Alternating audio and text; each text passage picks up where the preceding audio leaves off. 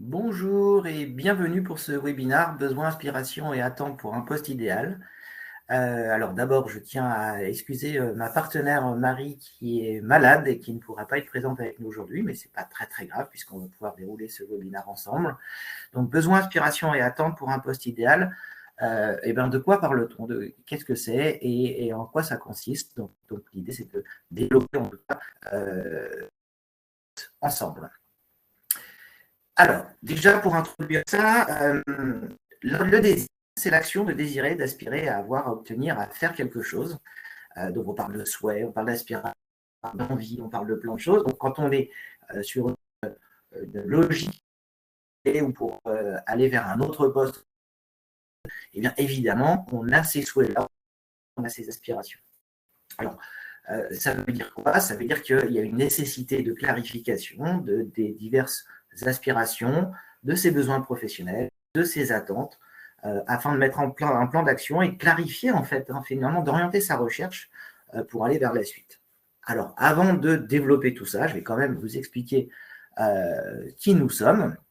Donc voilà, donc je vous parlais de clarifier les aspirations pro et perso, identifier ses besoins professionnels, prioriser des attentes et préciser sa recherche, qui facilite la recherche et l'évaluation qu'on peut mettre ensemble. Donc, qui nous sommes? Eh bien, je représente Ludispirit aujourd'hui. Ludispirit fait partie d'un groupement Vaste RH, Carrière RH, Ludispirit, Business Créa et Sobios, et puis le dernier arrivé qui est Déclic Spirit autour de la transition retraite. Et on est des spécialistes autour de l'accompagnement et des enjeux RH, donc c'est-à-dire bilan de compétences, VAE, techniques de recherche d'emploi, outplacement, enfin tous ces enjeux-là. La création d'entreprise, les formations également, puisqu'on fait de la formation pour un certain nombre de professionnels de terrain. Alors, on a plusieurs convictions. Hein. Les convictions, elles sont simples. Hein. Tout est possible. La liberté comme objectif. Le changement, c'est une véritable opportunité et il faut s'en saisir. Ça s'apprend. Et puis, l'action, c'est un moteur de réussite. C'est-à-dire que l'idée, c'est de se mettre en mouvement, de mettre en place un plan d'action pour que l'on puisse avancer sur ces différents enjeux. Alors, on parle d'aspiration. Qu'est-ce que c'est qu'une aspiration? Alors, une aspiration, c'est avant tout la réponse de ce dont on a envie. La définition exacte, c'est un besoin recouvre l'ensemble de tout ce qui apparaît être nécessaire, que cette nécessité soit consciente ou non. Alors, consciente ou non, c'est-à-dire qu'en fait, on a des aspirations parfois qui nous dépassent, qui sont vraiment au-delà de ce que l'on pourrait imaginer.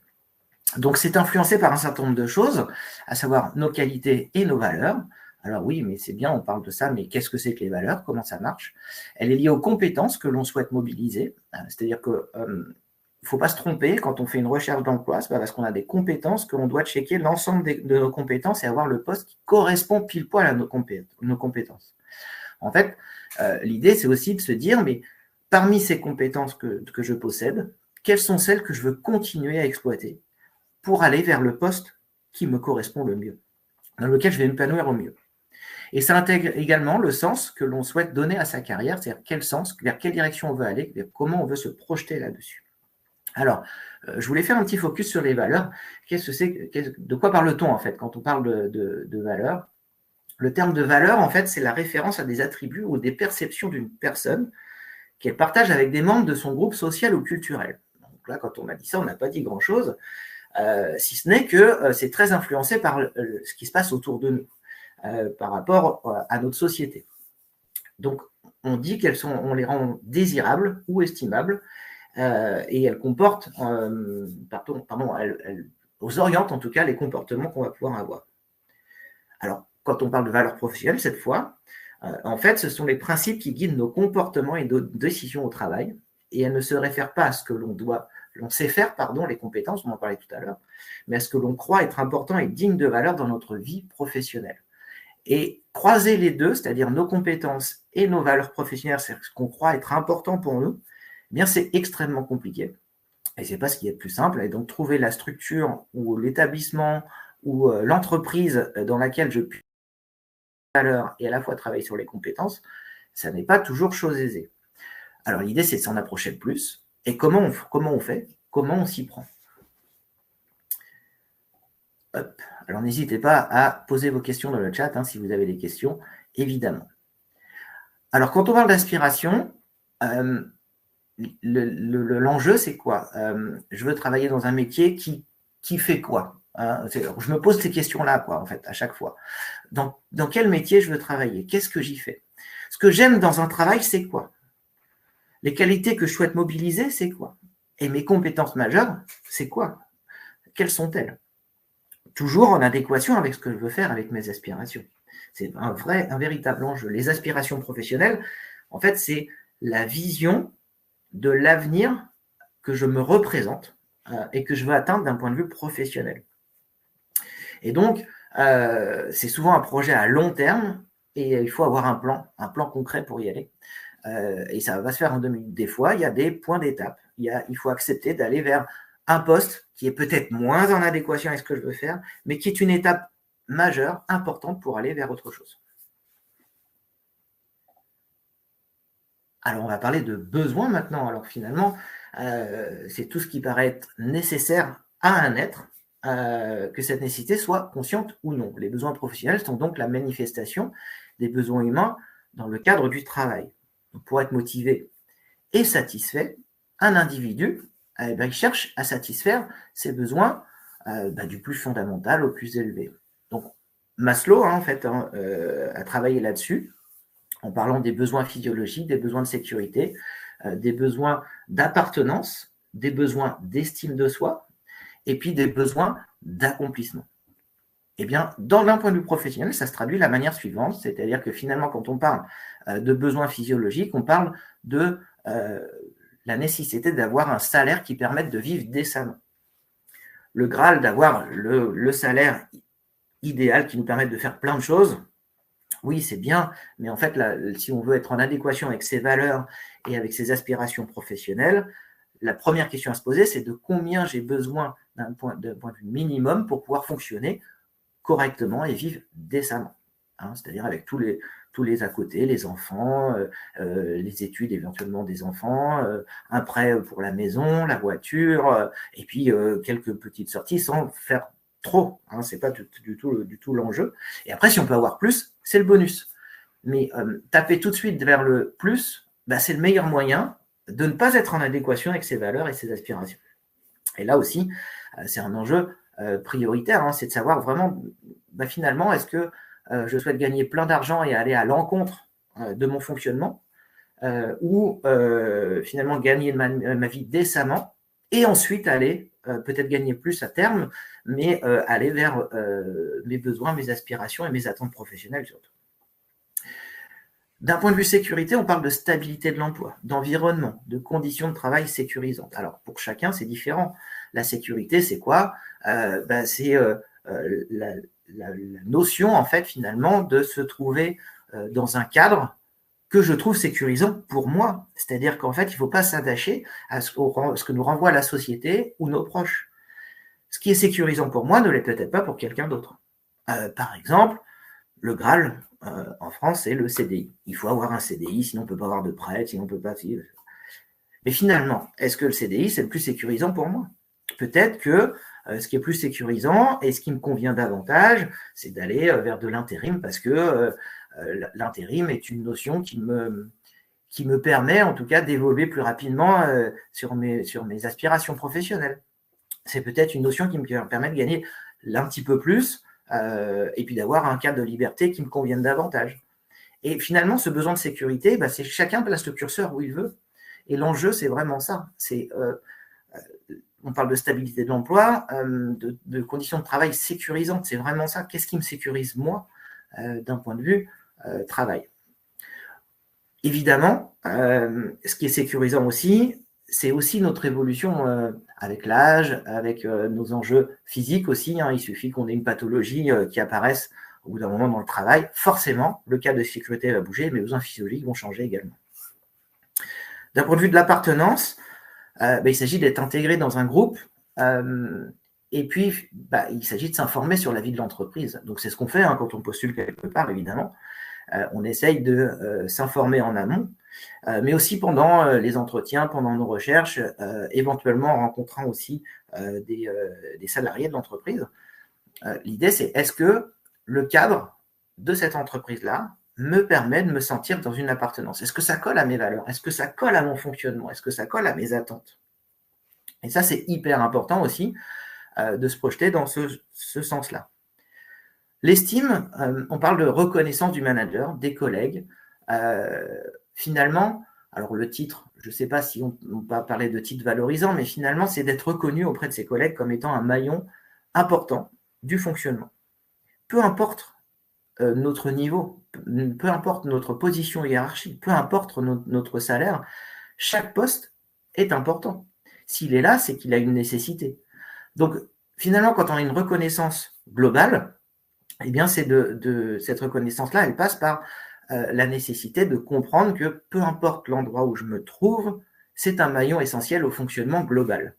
Et sans moi, sans mon poste, ou sans mes collègues, ou sans le fonctionnement de la cellule dans laquelle je me trouve, ou du groupe dans lequel je me trouve, eh bien, ça ne fonctionnerait pas bien. En tout cas, pas de la même façon. Alors, on sait bien, nul n'est irremplaçable, ça, on le connaît bien. Néanmoins, la reconnaissance, en tout cas, elle passe aussi par là, c'est de bien de montrer que tout le monde est important. Et à ce titre-là, les avis comptent, les enjeux comptent, ma façon de voir les choses compte. Et ça, c'est important aussi pour se retrouver et pour bien fonctionner. Alors, chacun a des degrés différents aussi, hein, de besoin de reconnaissance, de posséder un titre, un nom, un fonctionnement, un positionnement hiérarchique, enfin peu importe. Mais en tout cas, ce qui est important, c'est de voir comment cela fonctionne au sein de l'entreprise et si ça, c'est pris en compte en tout cas. Et puis, on a le dernier niveau où l'idée, c'est d'élargir ses compétences en fait.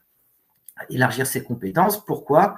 Je vous rappelle tout à l'heure, on parlait d'une notion qui était un petit peu différente, puisqu'on était sur la notion du besoin d'accomplissement de soi. L'accomplissement de soi, c'est comment je fais en fait pour aller vers le but que je souhaite atteindre, vers le poste dans lequel je m'épanouisse le mieux. Le poste dans lequel je m'épanouis le mieux, d'ailleurs, c'est pas forcément celui où j'ai le plus de responsabilités.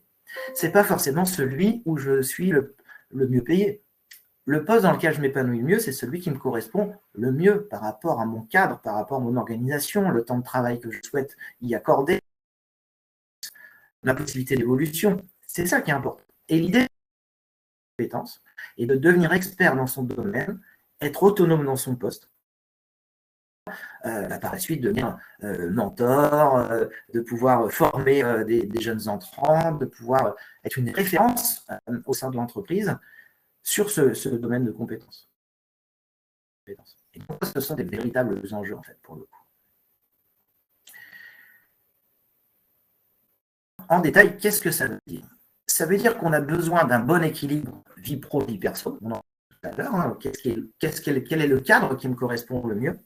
Et l'idée aussi, ça va être pour vous, pour chacun chaque personne qui cherche le poste idéal, c'est de déterminer en amont quel est mon cadre idéal.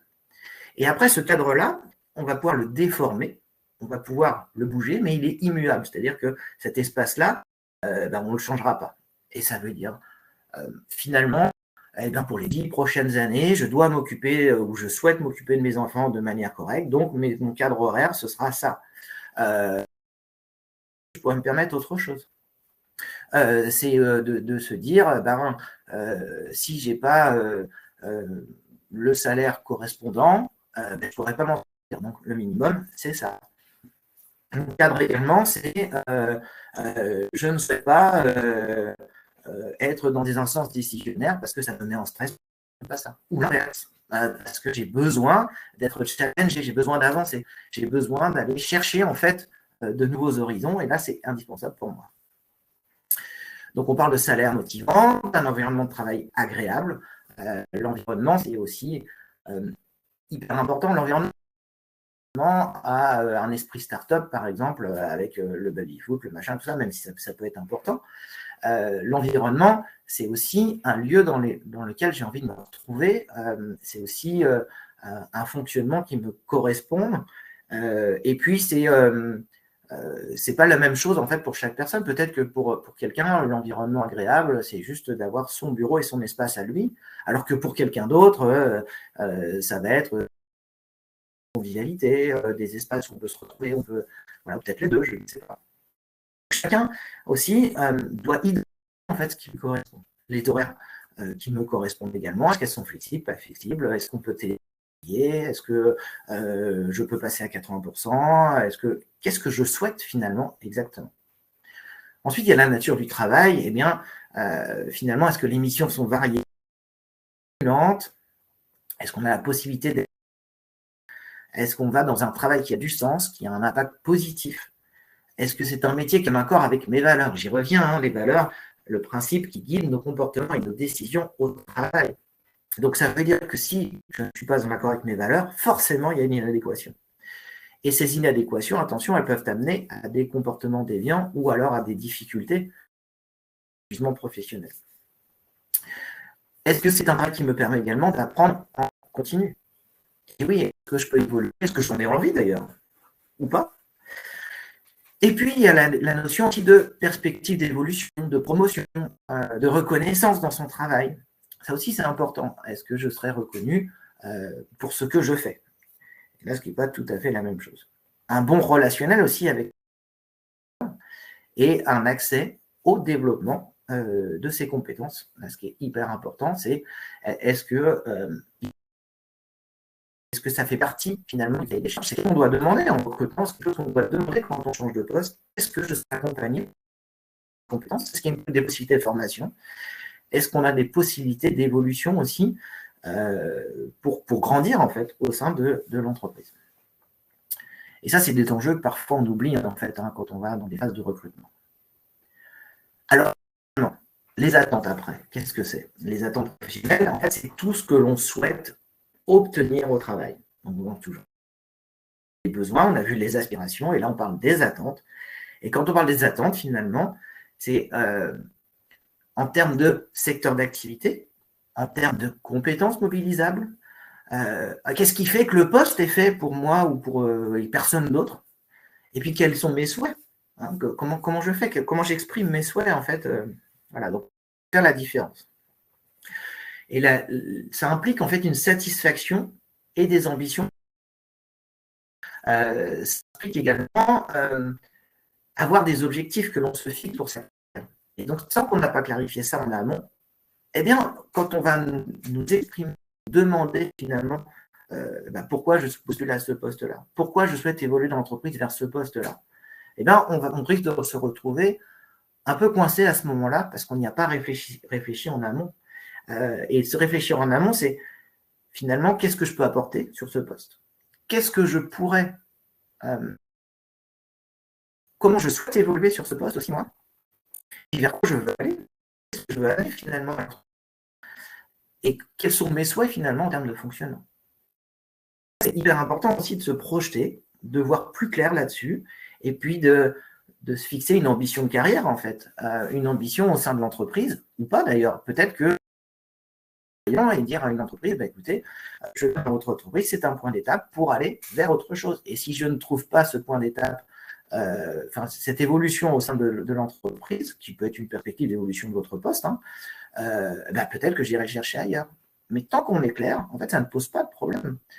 L'idée, c'est vraiment qu'est-ce qui fait que je suis la personne idéale sur ce poste. C'est souvent ce qu'on exprime sur un CV d'ailleurs, avec là où les petites phrases que l'on met sous le titre, c'est le pitch en fait, hein, c'est le 4e de couve, c'est quelle est ma plus-value, qu'est-ce qui fait que moi je suis la personne idéale pour ce poste-là, qu'est-ce qui fait que je fais la différence avec quelqu'un d'autre.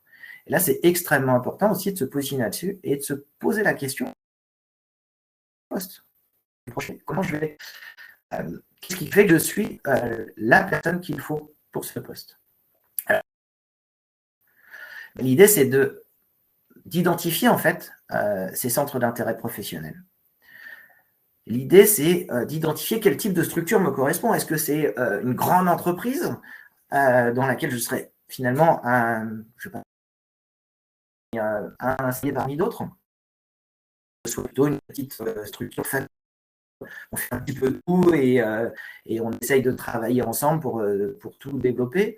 Est-ce finalement PME, PMI me correspond davantage?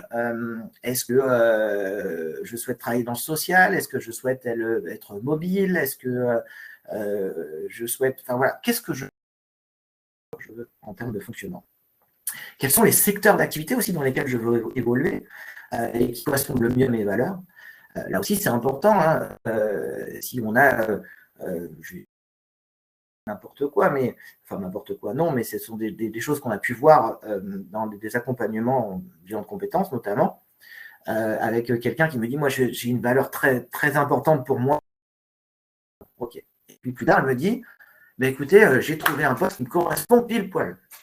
Et en fait, l'idée, c'était d'aller travailler dans la pétrochimie. Et je dis, bah, écoutez, il y a peut-être un truc qui ne colle pas avec l'environnement.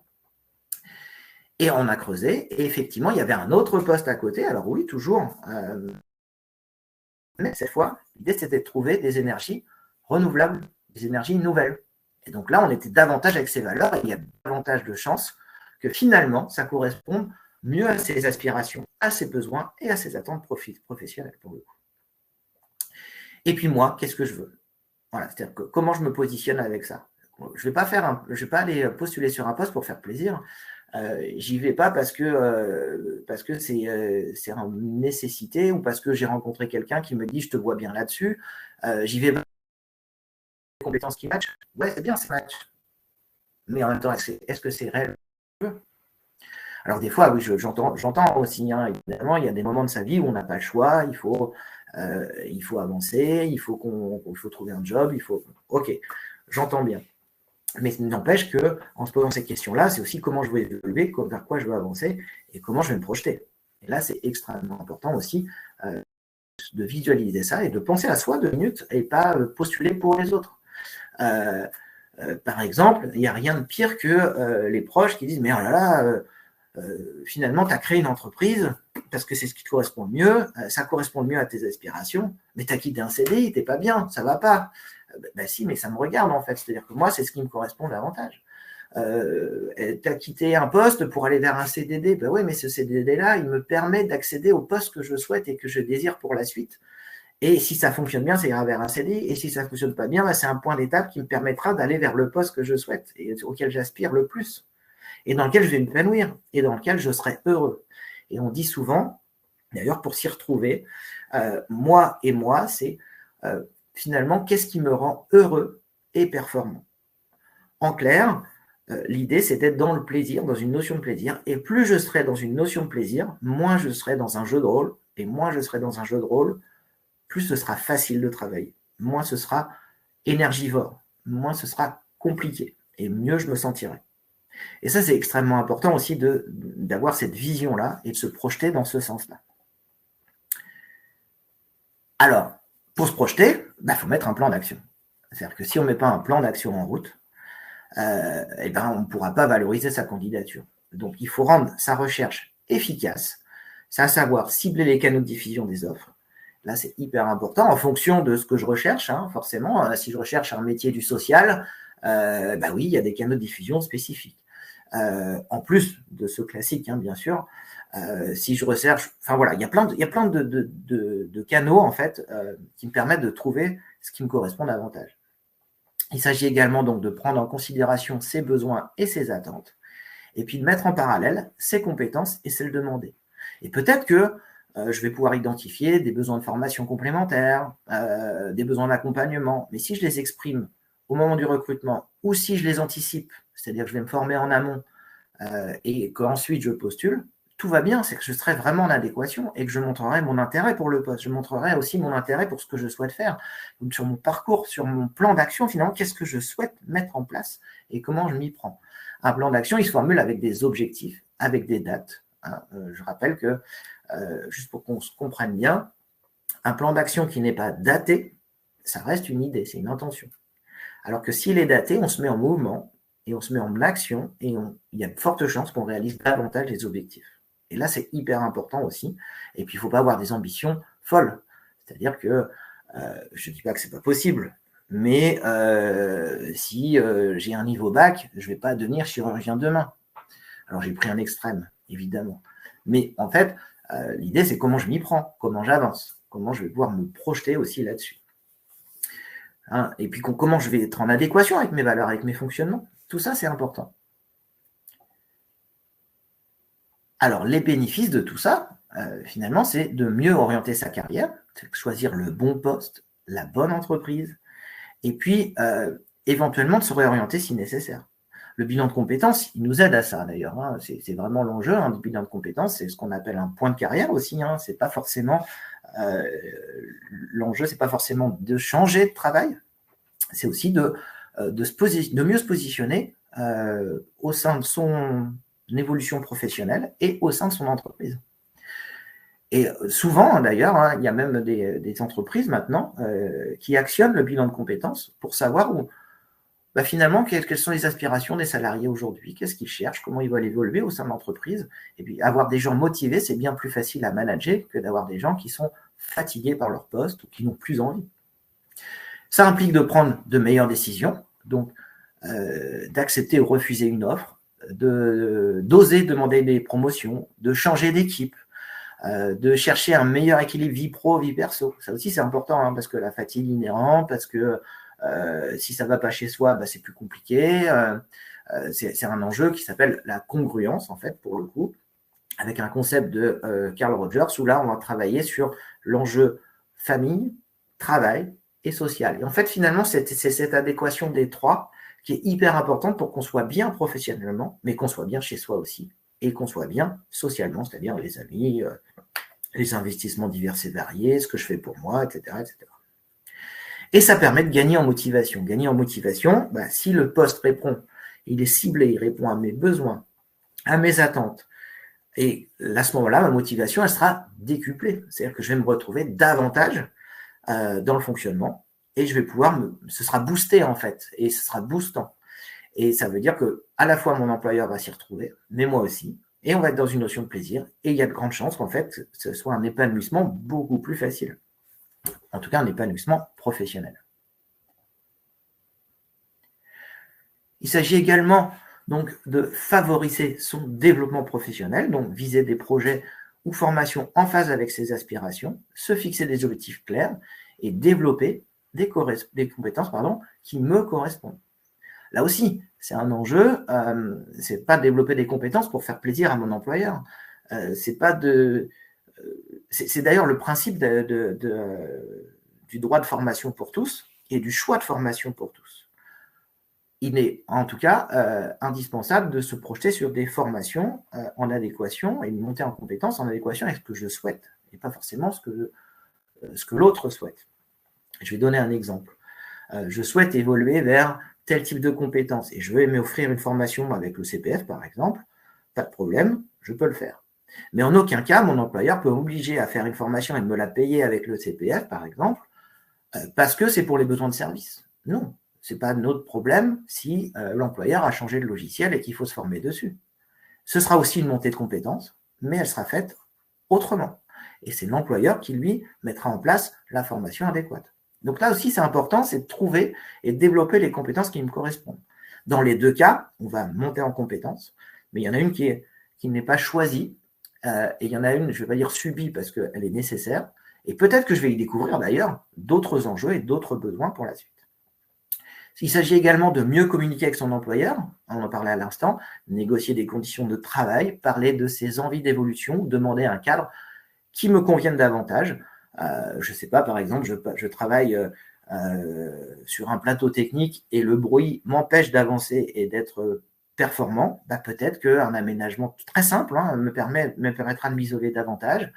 Peut-être que, je ne sais pas, juste un isolement visuel, sans pour autant être sorti du plateau technique, ça me permettra d'être beaucoup plus performant. Peut-être que d'aménager une pièce qui permette de passer les appels de manière plus confidentielle me conviendra davantage. J'en sais rien.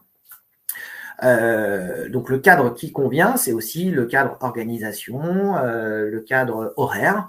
Voilà, peut-être que pour une organisation familiale, c'est plus simple d'arriver pour moi à 9h15 au travail ou 9h30 plutôt que 9h parce que j'emmène les enfants à l'école, parce que ci, parce que ça. Et puis, du coup, c'est plus simple. Mais en même temps, en ayant l'esprit libre, en ne courant pas le matin, peut-être que je serai plus performant aussi. Et tous ces enjeux-là sont importants et à mettre en avant. Il s'agit également de trouver un meilleur équilibre, c'est-à-dire comprendre ce qui compte en termes de temps, de flexibilité, retrouver du sens, et donc trouver un équilibre durable. C'est le cadre dont on parlait tout à l'heure, donc qui peut se déformer, mais qui est immuable. C'est votre cadre à vous. Et là, il est important en fait de se retrouver dans ces enjeux-là pour pouvoir se projeter dans une vision d'avenir avec votre employeur ou avec le poste sur lequel vous postulez. Donc, en synthèse, on recherche des offres alignées avec ses priorités. On construit son profil type de recherche. On s'autorise à être sélectif.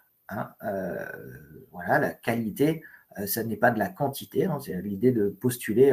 J'ai entendu des fois des gens qui viennent me voir en me disant voilà, j'ai postulé à plus de 50 offres, il ne se passe rien et tout ça. Oui, mais est-ce que vous avez finalement étudier, est-ce que c'est en adéquation, est-ce que vous faites, et du coup, est-ce que vous avez postulé avec cœur, en fait, finalement, et postuler avec cœur, ça veut dire CV et lettre de motivation que l'on adapte au profil de l'offre. Et là aussi, c'est important, c'est-à-dire qu'en fait, en fonction du poste auquel on postule, que ce soit en interne pour une évolution ou pour l'extérieur, il s'agit à chaque fois d'avoir un CV unique pour chaque poste auquel on postule. Beaucoup de gens se trompent en faisant « j'ai un CV, c'est le même, je le photocopie et je vais balancer à tout le monde ». Non. En fait, je vais pouvoir adapter mes skills, donc c'est mes aptitudes, je vais pouvoir adapter mes compétences, je vais pouvoir mettre en avant telle ou telle formation, la mettre en exergue que j'ai pu faire qui est plus en adéquation avec ce poste-là. Je vais pouvoir mettre en avant aussi mes expériences professionnelles. Je ne vais pas mettre la même expérience professionnelle en avant en fonction du poste auquel je veux postuler. Même si les autres sont importantes, je ne dis pas qu'elles ne le sont pas. Mais du coup, la mise en éclairage de certains points sur votre CV est hyper importante pour pouvoir faire la différence, encore une fois, avec un autre sur le même type de poste.